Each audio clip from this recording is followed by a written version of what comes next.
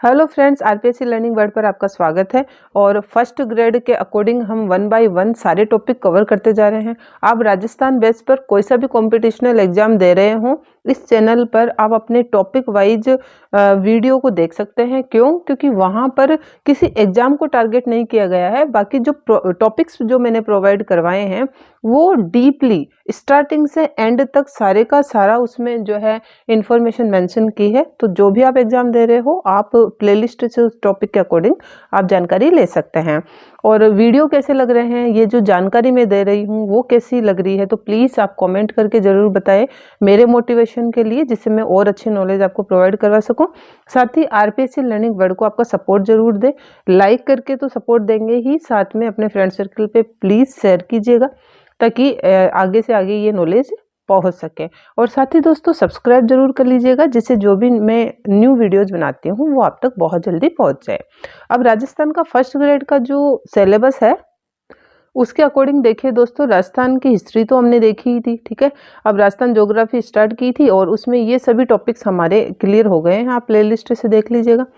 और ये अभी पिछले ही डेमोग्राफिक ऑफ राजस्थान हमने कंप्लीट की थी।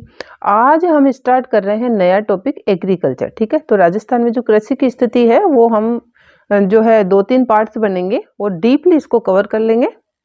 अब स्टार्ट करते हैं हमारे टॉपिक को, तो लास्ट तक जरूर बने रहिएगा। राजस्थान की कृषि, तो मुख्य बातें पहले ये 2-4 बातें देखेंगे।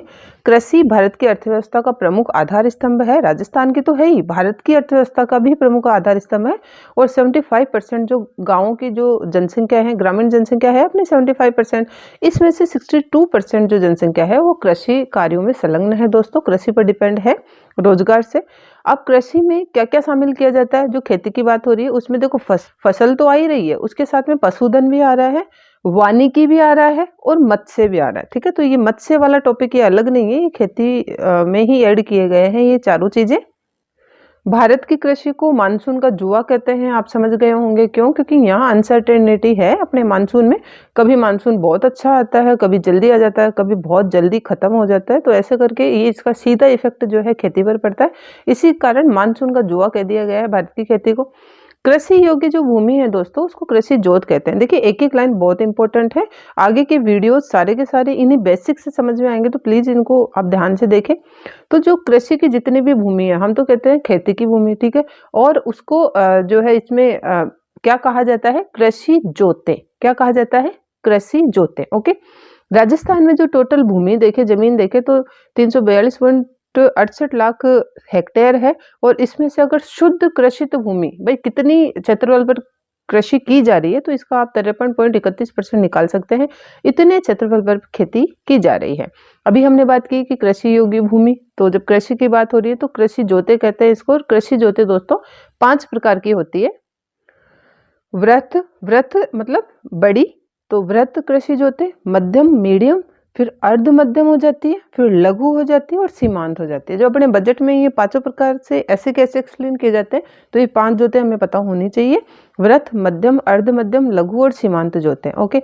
अब ये दो जोते हैं वो वृत्त कृषि जोते और मध्यम कृषि जोते। तो अभी की जो 2022-23 की आर्थिक समीक्षा देखें अपने बजट के अकॉर्डिंग, तो इनमें कमी आई है। क्यों? क्योंकि इसका मुख्य कारण बताया गया है कि जो बड़े परिवार है वो टूटकर छोटे परिवारों में तब्दील होते जा रहे हैं। यही कारण है कि ये 2 जोते हैं उनमें कमी आई है, जबकि ये 3 जोते हैं इनमें वृद्धि हुई है, ओके। अर्ध मध्यम, लघु और सीमांत, इनमें वृद्धि हुई है। और जो है इसमें भी जो वृद्धि हुई है ना इन तीनों में, इसमें भी महिला, देखो लिंग के अनुसार भी पुरुष जोते और महिला जोते अलग अलग होती है, तो इसमें महिला जोतों में ज्यादा वृद्धि हुई है, ओके। फिर बाद में भारत में कृषि जोतों की सबसे पहले जो गणना, अभी कृषि जोत आ रही है, तो सबसे पहले गणना कब हुई थी? कृषि जोतों की गणना 1970-71 में हुई थी और प्रत्येक के 5 सालों में की जाती है दोस्तों, ओके। 2015-16 की बात करें तो कृषि जोतों की संख्या 76.55 लाख थी, जो कि 11.14% की वृद्धि के साथ ये बताई गई है, ठीक है। अब बात करेंगे फसलों का वर्गीकरण। तो फसलों का वर्गीकरण राजस्थान में 2 प्रकार से किया गया है, एक तो बुआई के आधार पर, एक उपयोग के आधार पर, ओके। तो बुआई के आधार पर 3 प्रकार की फसलें होती है, खरीफ, रबी और जायद। खरीफ फसल को सावणी या साड़ू भी कहते हैं, रबी को हाड़ी या उनाड़ू भी कहते हैं। अब साड़ू मतलब सर्दी, उनाड़ू मतलब गर्मी। तो ये साड़ू क्यों कहते हैं, खरीफ की फसल को साड़ू क्यों कहा जाता है? क्योंकि इसकी जो बुआई है दोस्तों वो तो क्या किस में हो रही है, गर्मी में, लेकिन ये कटाई के आधार पर इसको नाम दिया गया है। ठीक है, कटाई के आधार पर, आगे आपके क्लियर हो जाएगा। ये शाड़ू मतलब सर्दियों में काटी जा रही है, ये ऊनाड़ू मतलब ये गर्मियों में काटी जा रही है, इस बेस पे इसके नाम है। और उपयोग के आधार पर देख लीजिए, पहले उपयोग के आधार पर फसलों को दो भागों में बांटा गया है, खाद्यान्न फसलें और नकदी फसलें। ठीक है, अब खाद्यान्न फसलें जो खाई जाती है, नकदी फसलें जो पैसे के लिए जो है बोई जाती है। नकदी को वाणिज्यिक या व्यावसायिक भी फसलें कहते हैं।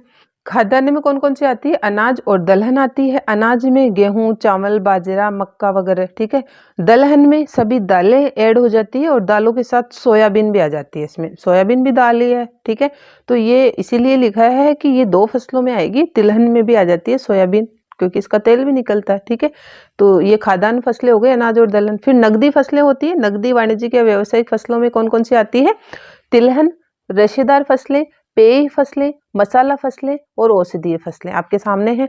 तिलहन में तो देखो, तिलहन में वह फसलें जिसमें से ऑयल निकल रहा है दोस्तों। ठीक है, वह फसलें जिसमें से ऑयल निकाला जा रहा है, जैसे सरसों, राई, मूंगफली, तिल, अरंडी, तारामीरा, सूरजमुखी, सोयाबीन, होहोबा, जोजोबा, रतनजोत और जेट्रोफा। ठीक है, इसके अलावा देखिए जोजोबा, रतनजोत, जेट्रोफा, होहोबा, ये हमारे मरुस्थलीय क्षेत्रों में बोई जाती है और ये ऑयल निकाला जा रहा है, इसे तिलहन की फसलों के अंतर्गत आती है। ठीक है, इसके साथ में रेशेदार फसलें, तो रेशेदार में जूट, कपास, पटसन, रेशम और सन। पेय फसलों में गन्ना, तंबाकू, अफीम, कॉफी और चाय। मसाला फसलों में हल्दी, मिर्ची, धनिया जो भी है, लहसुन, सौंफ, जीरा और अदरक। इसके साथ में औषधीय फसलें, तो औषधीय फसलें हैं अश्वगंधा, मुलेठी, सर्पगंधा, ईसबगोल, सफेद मूसली, गुग्गड़ आदि।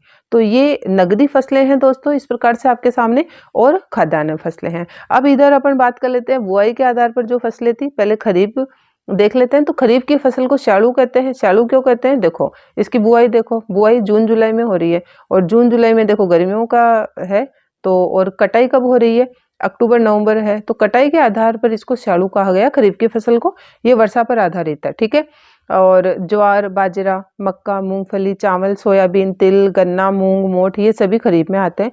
रबी की फसल, तो रबी की फसल को ये क्या कह रहे हैं, उनाड़ू कह रहे हैं। रबी की फसल को उनाड़ू कह रहे हैं। उनाड़ू मतलब गर्मियां होती है, और ये देखो ये गर्मियों में इनकी कटाई हो रही है, मार्च अप्रैल में इसकी कटाई हो रही है। तो ये सिंचाई पर आधारित है, जो गेहूं है वो सिंचाई पर आधारित है। और बुआई तो कर लेते हैं सर्दियों में, अक्टूबर नवंबर में, और कटाई हो जाती है मार्च अप्रैल में। ठीक है, जैसे जो गेहूं, सरसों, तारामीरा, जीरा, धनिया, सूरजमुखी आदि। अब जायद फसलें हैं, तो जायद फसलें मई जून में बोई जाती है। तरबूज, खरबूजे, ककड़ी वगैरह जब आते हैं, तो ये 2-2.5 महीने की फसल होती है जायद की फसलें। तो ये आपने देख लिया फसलों का वर्गीकरण। अब राजस्थान से संबंधित 2-4 मुख्य बिंदु देख लेते हैं। राजस्थान में कृषि की सर्वाधिक बेकार भूमि है, तो वो जैसलमेर में है फ्रेंड्स। वहाँ पर जो है धोरों के अलावा, रेत के अलावा ज़्यादा कुछ है नहीं, इसलिए वहाँ पर अगर कृषि बहुत कम होती है, इसलिए कृषि की जो सबसे बेकार भूमि है वो जैसलमेर है। कृषि जलवायु खंड कितने हैं राजस्थान में, राजस्थान को कितने कृषि जलवायु खंडों में बांटा गया है, तो दोस्तों 10 खंडों में बांटा गया है। सर्वाधिक कृषित क्षेत्रफल, ठीक है, मतलब सबसे ज्यादा जो खेती का जो क्षेत्रफल है, एरिया है, वो बाड़मेर में है, और सबसे कम जो कृषि के लिए जो जमीन है वो राजसमंद में है दोस्तों।